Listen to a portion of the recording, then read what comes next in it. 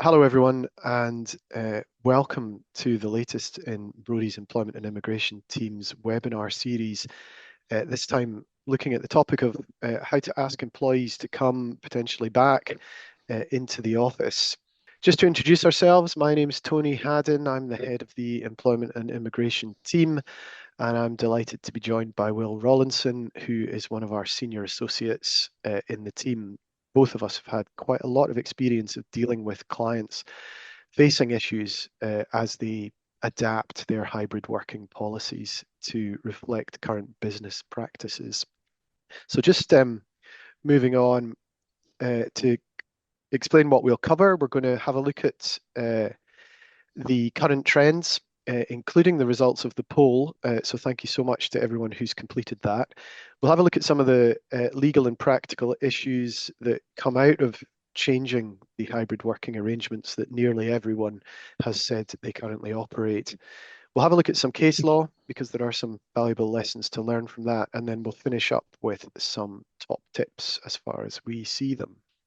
So looking first at the poll, thank you very much for completing that. If you haven't completed it, it is still open. So if you haven't completed it and you'd like to, please feed your answers in. And if those radically change the results, we will add those in to the post-webinar pack. First question we asked was, do you currently operate hybrid working? And no surprise there, of the answers, only 1% of people who responded said that they didn't operate hybrid working. It is a slightly self-selecting audience for this webinar. I do understand that, because if you didn't operate hybrid working, but presumably you're thinking about it, that's the reason why you've attended. Interesting, and I think this absolutely reflects the experience within our team, that 37%, so a relatively high proportion of people have already increased the required time in the office this year. And then of the people who didn't, a further quarter intends to increase the amount of time spent in the office. So this idea that we're changing the arrangement is something that we've seen across the client base, but it's reflected by the poll. And then I suppose as you introduce changes to the workplace, perhaps grievances are slightly inevitable, but interesting that a quarter of the respondents, or just slightly over a quarter, have received grievances relating to hybrid working. So if you're facing some grievances on your desk, I don't know if it makes it better or worse, but you can at least know you're not alone. And then the real route in, I think, for people to raise issues about the dynamic of home and office working being flexible working requests. 60% of the people who responded have received flexible working requests where people have asked for a form of hybrid working in the request. And that absolutely reflects the experience we have in the team as well. We're not going to reveal any confidential client information in this webinar, obviously, but Will has done a bit of digging around the HR and mainstream news publications and is going to talk to you now about some of the current trends that we see. Thanks, Tony. So as Tony mentioned there, all of this information is publicly available. Google, as always, can throw up some very, very useful information. 40% of companies have now returned to a 5-day office week. It's quite interesting, actually, that the results of our poll suggest that 37% of attendees have also increased the requirement for people to come back to the office. So that does seem to be tying in with what we're seeing, although obviously this is actually a full-time requirement to be in the office for 5 days a week. Similarly, 43% of employees worked entirely from home over August and September 2023, which was up from 36% in 2022. So what we're seeing is a trend of increased time spent in the office by staff who are hybrid working. Boots, earlier in September, had a return to office mandate for 5 days a week. They communicated that to their staff back in, I think it was either March or April. So a relatively long lead-in time, which we'll also come on to cover in practical tips. London, interestingly, has been slower than other large metropolitan cities, New York and Paris, to have a return to the office. One of the reasons cited for that is travel costs appear to be higher in London, so perhaps employers and employees are more reluctant to come back to the office or insist on a return to the office if that's going to be financially impacting staff. And then just anecdotally in other reports, some names there of other organisations who are or who have been reported to be issuing a mandate to return to the office more often. Some very well-known names there, lots in the banking and retail sector. If we move on then, 63% of CEOs who were surveyed by KPMG around this time last year predicted a full return to the office by 2026, which is really interesting, I think, suggesting that almost 2 out of 3 leaders think that hybrid working might be only a temporary thing post-pandemic. But that's not really the end of the story. A change in approach to hybrid working has been, and I quite like this analogy, described as putting the toothpaste back into the tube. Once you've introduced it or taken it out the box, if you like, it's really hard to then try and get back to the practice that you had in place before. And you're seeing a lot of pushback on that from staff who have got used to having what they often report as a better work-life balance by being able to work from home and finish their day on time without a commute. The Office for National Statistics, for example, had their staff vote in favour of action short of a strike, and they were only being asked to come back 2 days a week to the office. And that actually, it looks like it may continue because the union PCS who are involved there have balloted their staff or their members rather, to continue that action short of a strike. Also, and Tony will cover this in a little bit more detail, thinking about how the changes of bringing people back to the office might jeopardize progress on equality. So 50% of businesses who are headed by a male CEO are primarily office-based, compared with only 40% who are headed by a female CEO. And according to a study undertaken by Grant Thornton, businesses in which workers are primarily office-based are the ones in which the percentage of women in senior management roles drops below the global benchmark, so potential impact on sort of ED&I or ESG objectives there. So I'll pass back to Tony just now, who's going to go over some of the legal issues on asking people to return to the office. Yeah, thanks, Will. So this is based on a number of projects we've dealt with for hopefully some of you on the webinar, but for clients where the HR team is given an instruction by the senior management to try and get more people into the office. What are the legal issues that we think you should be thinking about? The first thing, I think, and the baseline for any real change to the employment relationship is to have a look at the employment contracts. What do they say? That's the bargain you struck with people, and that's the bargain that usually you're entitled to insist upon. Think about how you implemented hybrid working. Everyone will have implemented a form of it during the pandemic because of the lockdown restrictions. Did you introduce that as a temporary change to policy? Did you have contractual changes?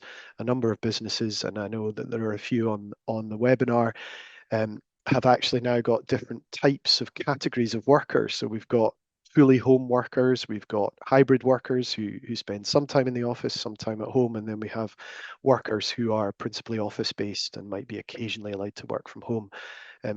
Many organizations have just issued new contracts to those categories of worker. So making sure that you understand what the baseline contract is in relation to each category of worker is important.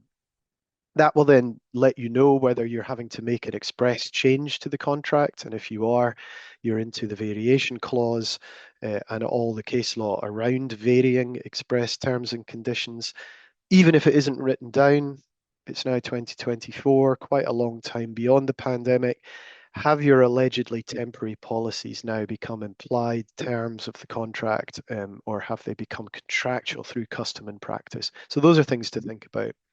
And then on the right-hand side of that slide, just in relation to the policies, even if you look at the contract and you come to a good conclusion about what you think the contractual analysis is, you must also then go on to look at the policies and the emails and the individual communications that have been sent out around smart working, hybrid working, flexi working, whatever your organization calls it, because some of those may have inadvertently triggered changes to the underlying contract. Um, Thinking about what the expectations are, and by that I mean what are the expectations of your employee base. That's a very important test in the custom and practice test in law. But it's also important to allow you to assess the industrial relations impact of trying to make a change. Transparency, we think is a great word, but it covers a multitude of issues. I think what we mean by that word there is making sure that if you are proposing a change, you're transparent about the reasons for it, but also looking back at how you've communicated in the past, making sure that those reasons don't suddenly conflict with whatever the reasons are for the change in policy now. So the reason, when we'll come back to this in a minute, the reason for making the change is very important if you're going to survive through the case law and the potential legal risks. An inconsistency in reason can really end up both in having an impact on employee and manager buy-in, but also in being able to justify the change through the legal obligations you're under.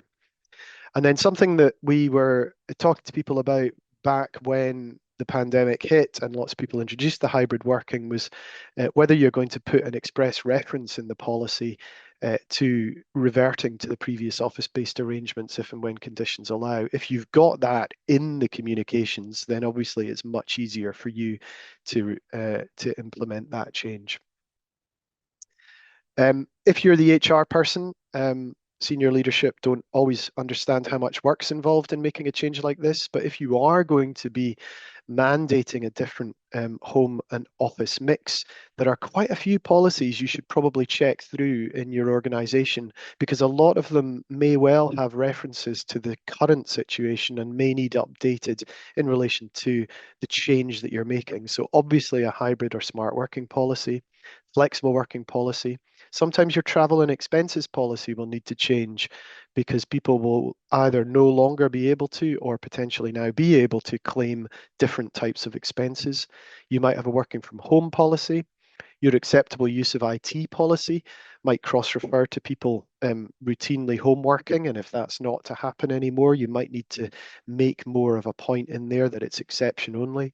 Same in your data protection policy, adverse weather, travel disruption, domestic abuse, dress codes, disciplinary grievance, just some ideas there for other policies that as an HR person, you should probably check to make sure that if a change is being rolled out, you're capturing it everywhere. The contract, I said at the beginning, is the kind of legal underpinning of the whole relationship that you have with your employees. If you successfully implement a situation where the contract requires somebody to attend the office 3, 4, or even 5 days a week, assuming that's full time for you, and they say no, that is on their part a breach of contract, assuming you've set the contract up properly. And you then have a choice about how you deal with that. For most breaches of contract, you would use your disciplinary policy. Having a think about how you're going to approach that. What's the first line sanction going to be? How are you going to engage in that? How are you going to communicate the fact that these are the implications? That can be very useful at the beginning of a project to change your hybrid working arrangements. And then if you end up in a position where the person isn't able to comply with what you say are the legitimate contractual obligations, what's going to be your reason for dismissal? Because this can be very important in relation to how the change is then accepted or otherwise from your employee population. If you're satisfied that you have the right to tell someone to come into the office and they say, no, get stuffed, that feels like a conduct issue, the same way it would be if somebody simply refused to perform work. but it may not be as straightforward as that, depending on the contractual matrix and the policy matrix. So it may be that actually this is a capability issue. It may be, and we've seen some clients approach things this way, that they accept that the world changed and the employee base changed, and now it's changing again, and we need people in the office, and the old home or hybrid working job is now redundant. And so people who can't adapt to the office-based job are then entitled to a redundancy payment. And that can quite often soften the impact of the change, but clearly there's a financial cost associated. And then finally, and for some where it's not obviously conduct, it's not obviously capability, and you don't want to go down redundancy, you might fall into the great catch-all of SOSR, which stands for some other substantial reason. Um, and that really requires the same process as you would in a conduct-based exit, but without the accusatory culpability of a conduct-based decision. Whichever process you follow, you are going to want to be considering alternatives. So it's important that you are able to describe what the alternatives are. So those are your kind of basic legal issues. The next big legal issue is the discrimination risk. It is still within judicial knowledge in the United Kingdom that women bear a greater responsibility for childcare than men do.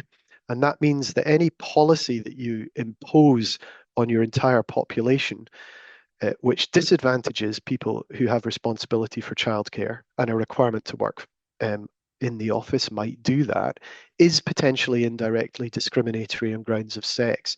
Will's going to talk about a couple of cases that help us understand that more later.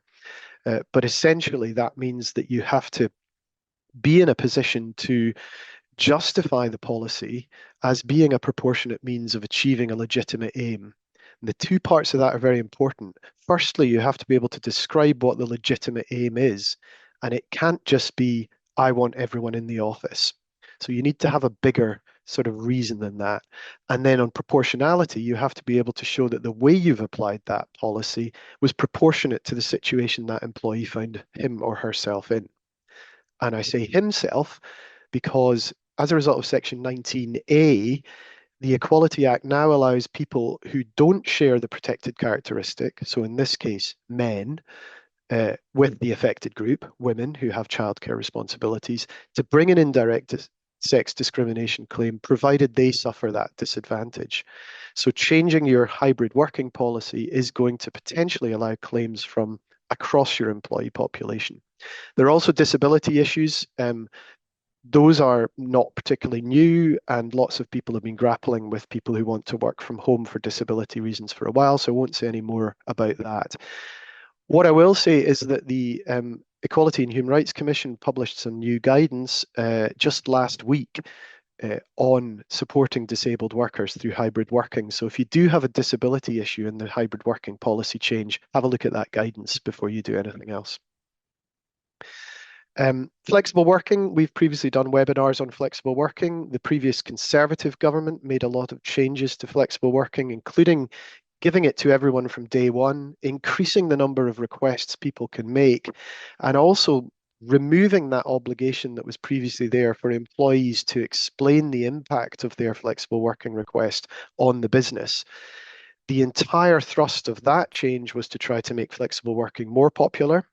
The Labour government is taking things further, and in the King's speech notes, which accompanied the employment bill, which the Labour Party said would be the biggest increase in workers' rights in a generation, there is a reference to making flexible working the default, so far as it's reasonable to accommodate it, as opposed to the flexible working process having to be applied for in order to get that. We don't quite know what that means yet, but it's clear that that's the direction of travel. And interestingly, we'll pick this up in the King's speech notes.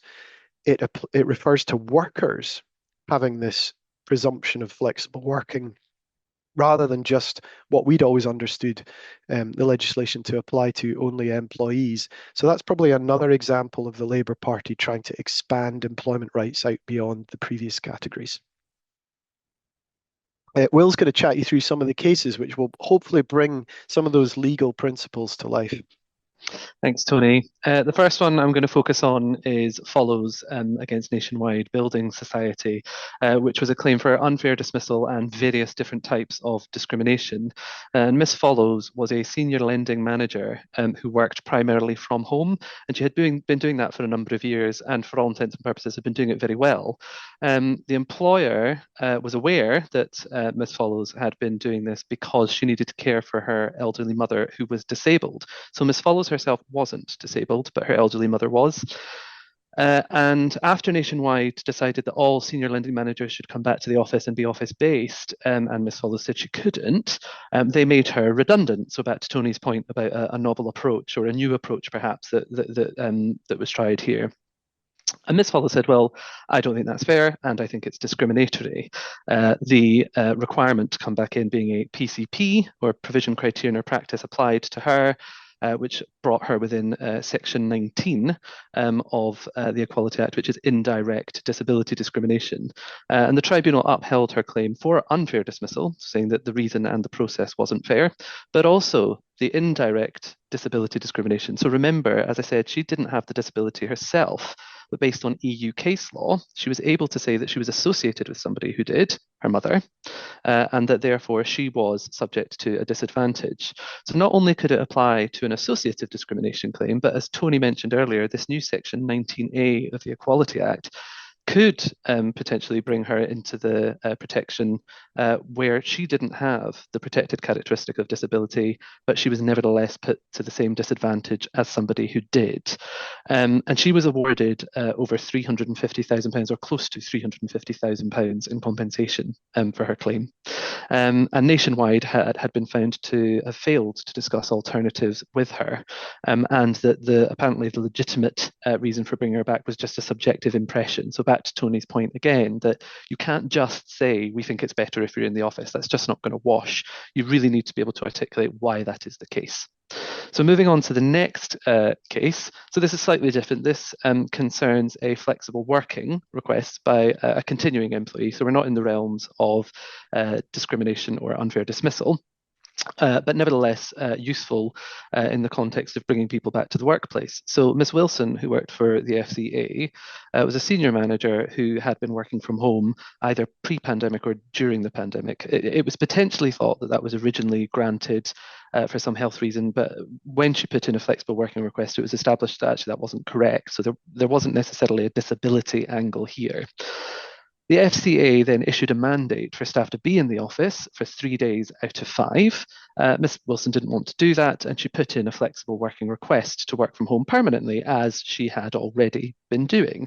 And that was refused. And she appealed, but she was unsuccessful internally.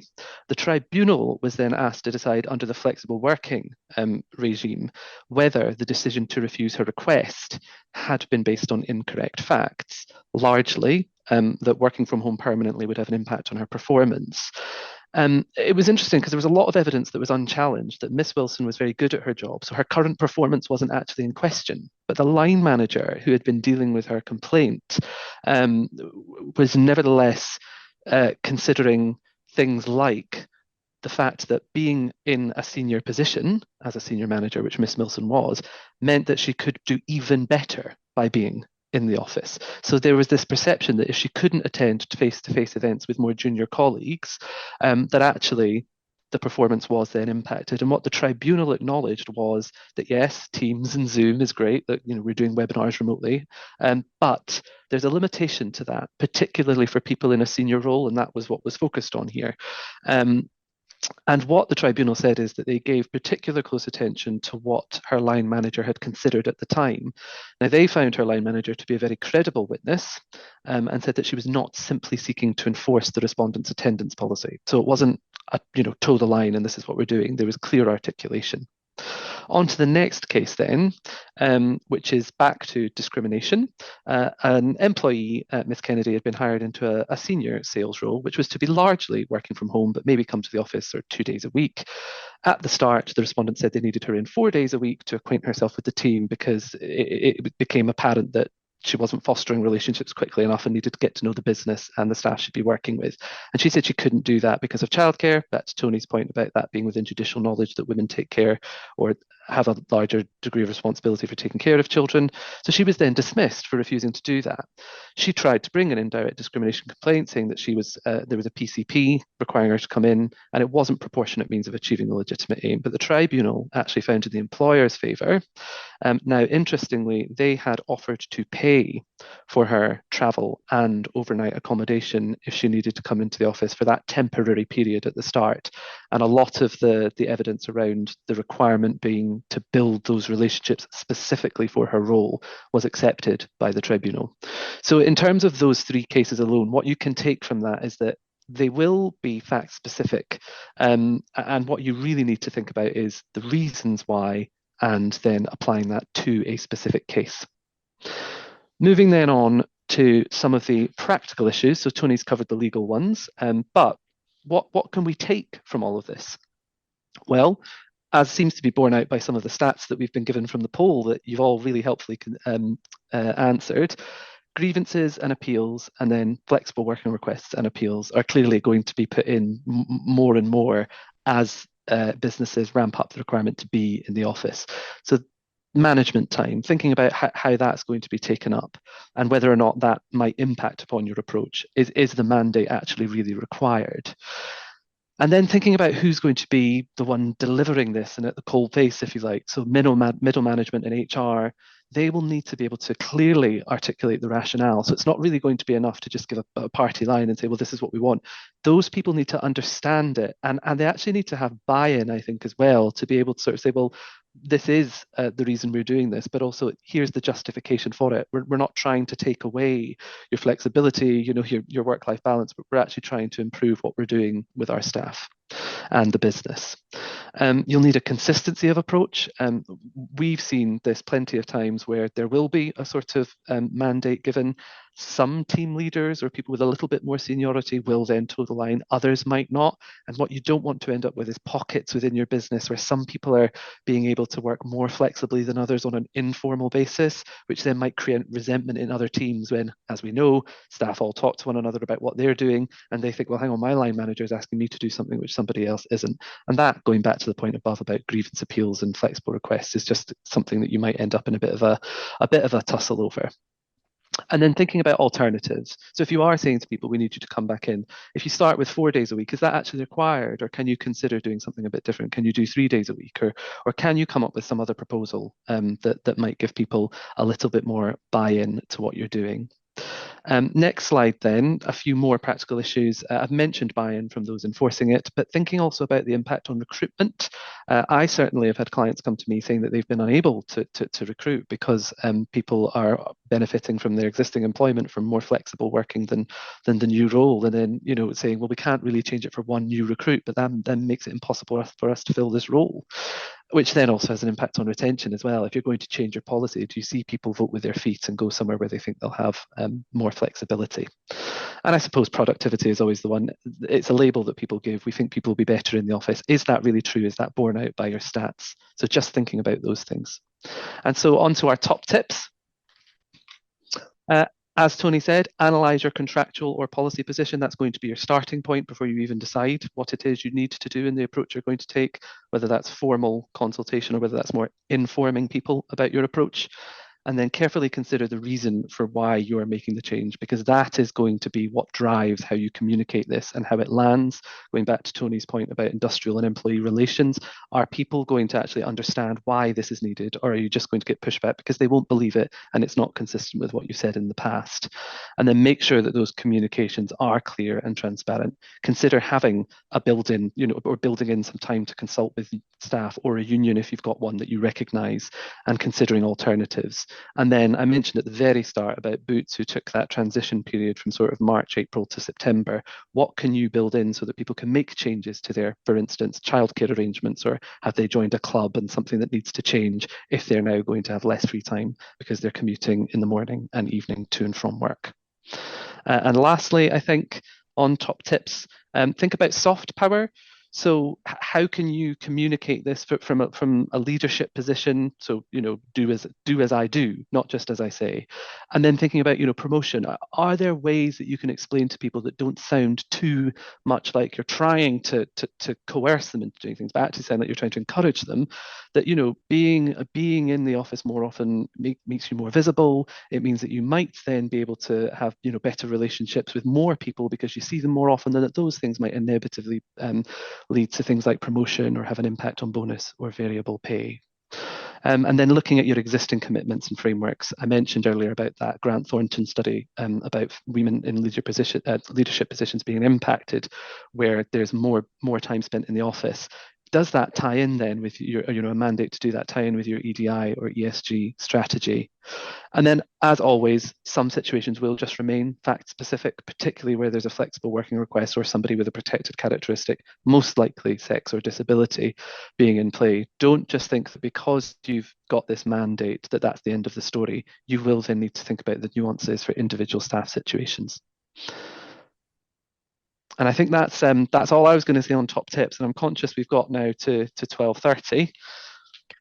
So there's just a couple of questions. Andy, I'm going to name and shame you because it's such a great question. Are there any insights as to why companies are asking people to spend more time in the office? Well, Will highlighted one case where the tribunal accepted that, at least at the start of employment, a salesperson had to build relationships.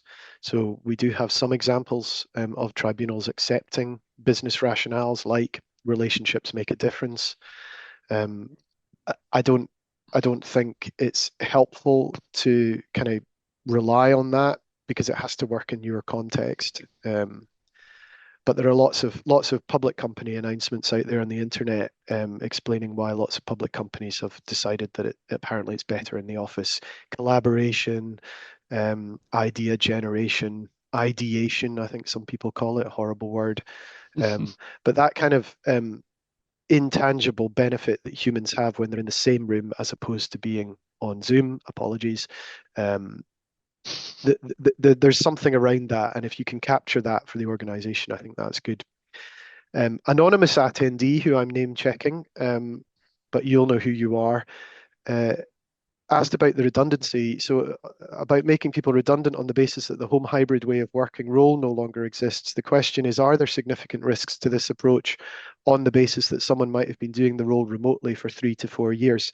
Yes, absolutely there are. And it then comes back to that analysis I was talking about in relation to what does the underlying contract say? Was this a temporary change? Has the change become a custom and practice? Has it become implied? What role are you actually making redundant? And then all that lovely case law, which I think I learned at university about the contract test and the function test on redundancy. But I think if you're, as an HR person, thinking, gosh, I'm just not sure whether this was a permanent contract change or just a policy change, the chances are the employee is going to choose the version that suits them best, and it's going to be quite hard for you to disprove their perspective. So you might want to be feeding back to the leadership team that is a risk.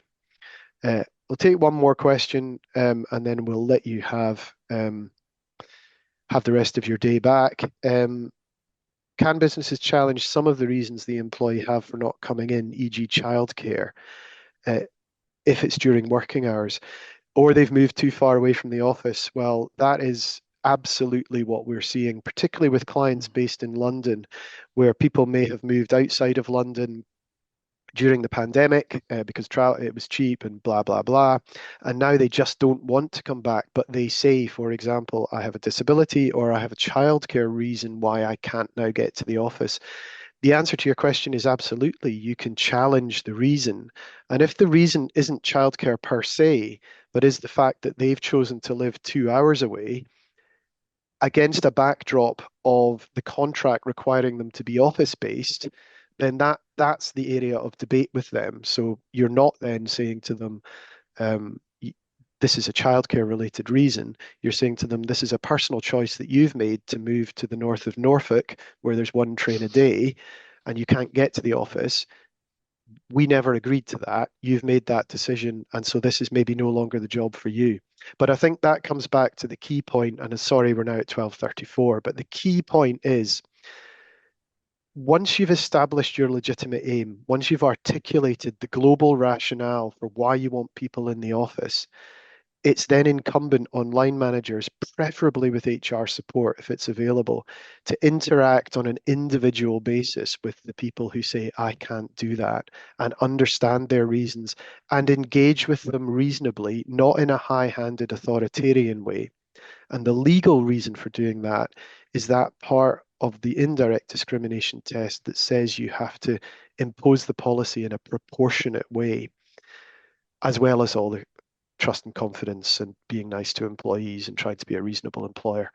So great question. That will be our last question. Sorry to the people whose questions weren't answered. We will follow up with you where you've left your name. Opportunity for anyone who wants to request a demo of our Workbox tool, which has great tips and lots of good policies on home and hybrid working. Thank you very much for attending, and we really look forward to seeing you at the next webinar in our series. But that concludes this one.